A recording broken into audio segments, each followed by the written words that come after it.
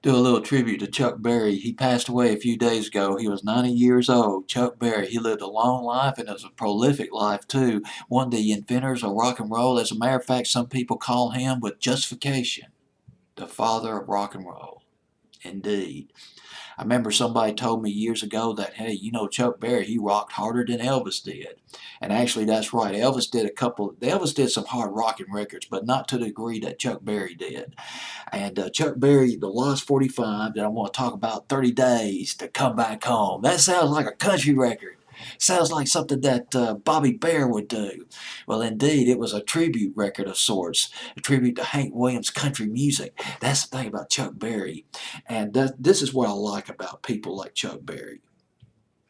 And you got to understand this because a lot of hip hop artists today, they pull from just one genre or from a certain set of artists. But Chuck Berry was more diverse. He was a diverse person. He pulled from R&B. He pulled from blues. He pulled from country. Bill Monroe was one of his biggest fans of Bill Monroe, King of Bluegrass. How about that? And Maybelline, I'll get into Maybelline in just a minute. That was a remake of a country record. Chuck Berry, 30 Days to Come Back Home. Chuck Berry, boy, he had some problems though when he was very young. He was arrested.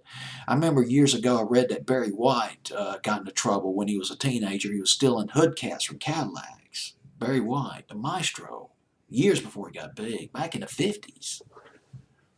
Well, Chuck Berry was arrested for robbing 3 stores, robbing 3 shops in Kansas. I believe it was in Kansas City, Missouri.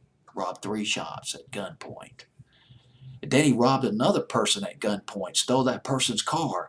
Now, on that one, Chuck Berry claimed that his car broke down.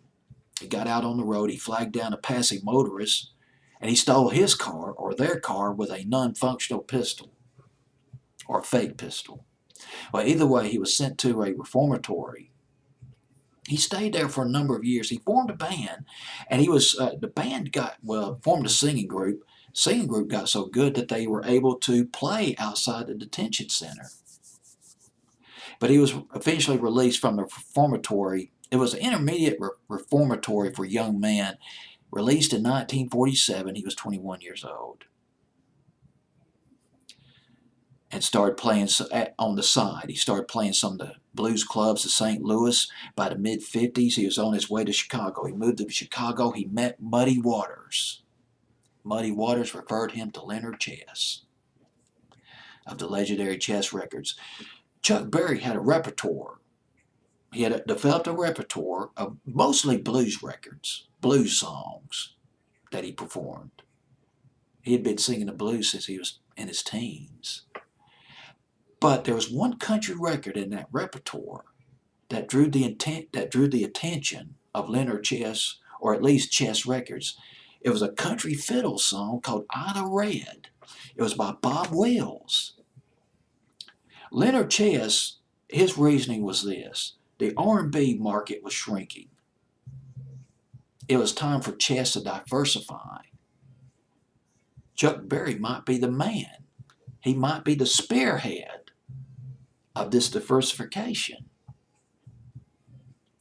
Chuck Berry went into the studio. I believe the date was May 21st, 1955. Recorded a different version of Ida Red called Maybelline. And if I'm not mistaken, this follow-up, one of the follow-ups to Maybelline, 30 Days to Come Back Home, also recorded on May 21st, 1955. Guess who one of the musicians, guess who, I can't say it, I apologize, I can't, my thoughts are not coming together properly. Guess who played on that record? Willie Dixon. He played upright bass. He was one of the background singers on 30 Days to Come Back Home. He played on Maybelline too. The legendary blues singer, blues songwriter, the guy who wrote Little Red Rooster and Hoochie Coochie Man, Willie Dixon, influenced Led Zeppelin years later. Willie Dixon played on that record. He played upright bass on 30 Days to Come Back Home. Well, that's all I got to say about this record, except it went to number 2 on country. I mean, number 2, number 2 R&B, my bad. Number 2 R&B. Chuck Berry, 30 Days to Come Back Home, Lost 45 from 1955.